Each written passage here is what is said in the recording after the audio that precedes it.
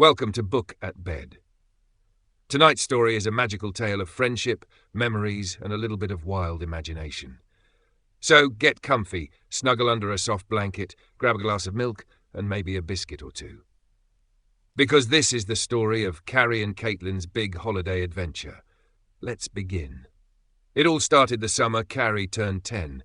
She'd just moved to Nottingham, and at first she wasn't sure where she'd fit in, but then she met Kaitlyn.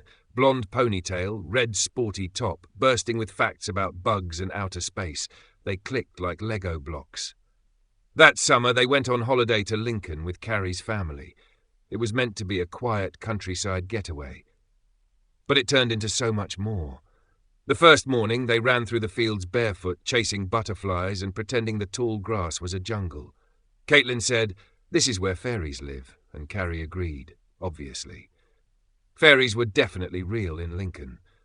Later that day, they tightrope walked across a fallen tree in the woods, arms out, wobbling like circus performers. Kaitlyn fell off dramatically into a pile of leaves and declared she was done for. Carrie laughed so hard her belly hurt.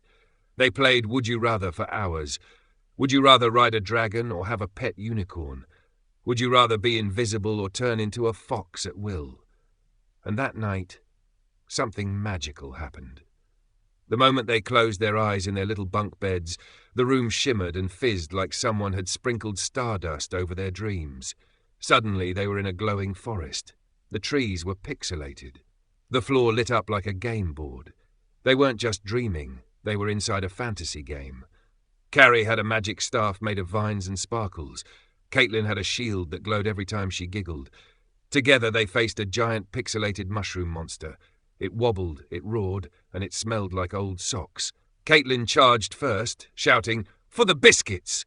Carrie zapped it right in the gills. It exploded in confetti. After every boss battle, they found little treasures. A golden compass that pointed toward hot chocolate, a pair of magical wellies that made puddles sing, and a talking squirrel who kept asking them riddles like, "What has a bushy tail, a sharp brain, and wants half your sandwich?" They knew the answer. You.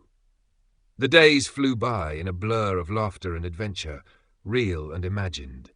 They had water fights that turned into mermaid quests. They raced through open fields, pretending the clouds were dragons. They even built a secret den in the woods and called it the Fortress of Snacks. But like all great holidays, it had to come to an end. On the last night, as they lay staring at the stars, wrapped in blankets and crumbs, Kaitlyn whispered, "We should never forget this." Carrie smiled. "We won't." And she was right. Because even when they got